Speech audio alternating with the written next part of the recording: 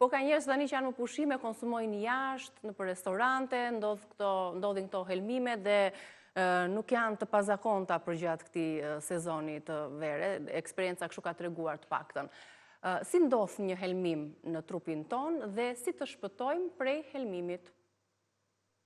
Që të shpëtojmë prej helmimit do të jemi të kujdesshëm sepse në fund fare helmimi është një reakcion që ndodh në trupin ton, pra po themi duke lëshuar nivelin e toksinave, duke rritur nivelin e toksinave nga ushqimet që ne marrim të kontaminuara ose nga ushqimet që nuk janë gatuar në temperatura siç duhet, ose që rrinë në temperatura të larta. Kryesisht është një helmim bakterial, por nuk përjashtohet mundësia e një helmimi toksikologjik apo edhe nga pesticidet të cilët kanë ushqime të kombinuara me bakteret e dyfishon nivelin e helmimit. Në momentin që ne ushqemi me këto ushqime që kanë nivele të larta të mikrobeve, pra kanë toksina, po themi, këto toksina duke futur në trupin tonë nëpërmjet ushqimit, ato fillojnë nuk neutralizohen nga trupi jot, varen nga sistemi imunitar. Ka njerëz që përballojnë nivelin e helmimit thjesht me një bark, me një dhimbje të stomaku dhe e kalojnë. Ka njerëz që jo, varet nga neutraliteti që ndodh në trupin tonë. Sa i përgatitur sistemi jon imunitar, sa i fortë dhe çfarë problematika që kemi apo dhe mosha.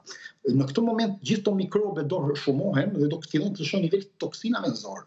Atëherë trupi jon do fillojë të mobilizohet, do fillojë të luftojë, por këto nuk munden dhe patjetër do krijojnë një reakcion zinxhir duke filluar temperatura, duke filluar diarea, duke filluar të diellat, dobësia, tridhjet. Pra këto janë reagimet e trupit tonë që po na lajmëron që jemi në alertë. Pra është reakcion i trupit tonë, pra është reagimi i trupit tonë. Tani këto simptoma që të jemi të kujdesshëm do të dimë, nëse një person vjell, pra nxjerr të vjella po themi, çdo 10-15 minuta brenda një ore 4-5 herë minimalisht, po themi në mesatare, atëherë duhet patjetër që të marrë kujdesin shëndetësor. Pra duhet të shkoj patjetër në urgjencë.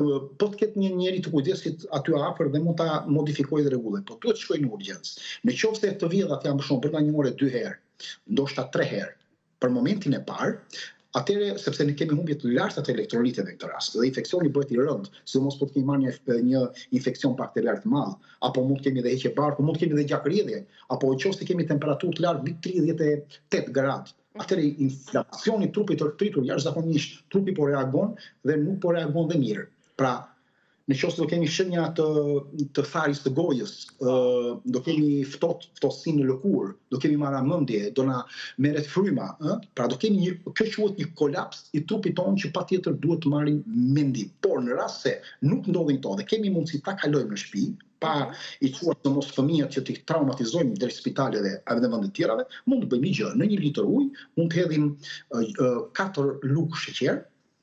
Sheqeri nuk duhet përdorur, por këtë rast është zëvendësues i mirë edhe sheqerit i kombinuar duhet gërshetuar me kripën. Pra hedhim 4 lugë sheqer dhe 1 lugë krip. Çaj gjithmonë në 1 litër e pak ujë, po e themi saktësisht. Kjo do edhe ta konsumojmë. Kjo është më e mira. 3-4 orë nuk duhet të konsumojmë ushqime fare, se mos i japim ushqime. Kjo është thelbësore. E dyta, duhet të japim probiotik të lëngshëm, që në momentin e parë marr në farmaci. E treta, duhet të japim karbon aktiv, sepse karboni aktiv, duke u futur dhe duke u kombinuar sidomos me këto kriprat që a futur në trupin tonë, bën përthithjen dhe absorbimin e toksinave në zor. Dhe duke absorbuar toksinat në zor, niveli i inflamacionit në zor është më i vogël. Pra të kemi në këtë drejtim. Më pas, nëse kemi probleme të vjellit dhe vazhdojnë, ose do ta shikojmë që a është ulur e vjella apo jo, pra rezultati i vjellës a është më pak etj, do t'i japim çajin ose çajin e noce moskatës, pra kësaj ardhës moskat, po, si çaj, ose çaj gjinxheri, gjithmonë të ftohta, jo të nxehta. Të kuptojmë, jo të nxehta, për të rritur nivelin e dehidratimit. Po ashtu dhe çaji i mentës. Çaji i mentës do i bëj shumë mirë për problemet e zorës. Do rregulloj problemet e zorë dhe po ashtu do rregulloj problemet e stomak. Ndërsa çaji i gjinxherit do uli nivelet e vjellave ose çaji noce moskatës. Dhe pastaj, pasi të kaloj kjo fazë, do t'i japim vetëm kos. Ujë dhe kos. Kos të holluar, nëse ka mundësi në mënyrë pak sheqer, 2 fishën e sheqerit dhe pak krip, po jo sasi, pra shumë pak, 1 majlugë sheqer, 1 majlugë krip, të kosit të holluar, po të ketë mundësi dhe vetëm të konsumohet për të kaluar këtë 4-5-6 orë. Nëse kjo kalon brenda 2-3 orëve të parë, pra bien këto shenja, ato rregullohet. Pastaj te uji më pas do hedhim pak ujë shumove që të ekuilibrojmë nivelin e pH-it që është dëmtuar. Atëherë çfarë bëjmë ne? E para kemi futur nivelet e probiotikëve, e dyta kemi përthithur nivelin e toksinave nëpërmjet qymyrit të aktivizuar, e treta kemi filluar të rrisim nivelin e hidratimit, kemi futur disa elektrolite bazë në trupin ton dhe midis cilave kemi rritur dhe nivelin e pH-it në trupin ton dhe kemi rritur normalisht në sistemin imunitar. Pra këto janë baza kryesore. Të kenë kujdes njerëzit sepse dëgjoj shpesh që marrin një multivitamin që ka vitaminë E, B, C, K, D, M, N, L, O, P. Të nderuar, edhe një herë, dehidratimi ndodh vetëm nga vitaminat e treshme në ujë.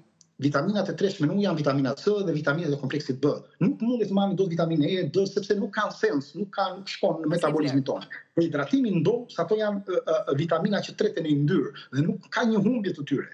Ato duhen balancuar, ajo është tjetër çështje, por ai ke mangut. Por kryesorja është e këtyre vitaminave bazë. Dhe këto vitamina bazë duhen shtuar elektrolitet që të bëhet përthithje e tyre. Duhet marrë vitamina F, sepse nëse nuk merret vitamina F në mënyrë natyrale siç e thashun, atëherë nuk mund të përthithen dot disa nga vitaminat kryesore, deri te vitamina C, vitamina E, apo niveli i thithjes të magnezit dhe zinkut. Pra vitamina F është një rreth që bën përthithjen e gjithë këtyre elementeve.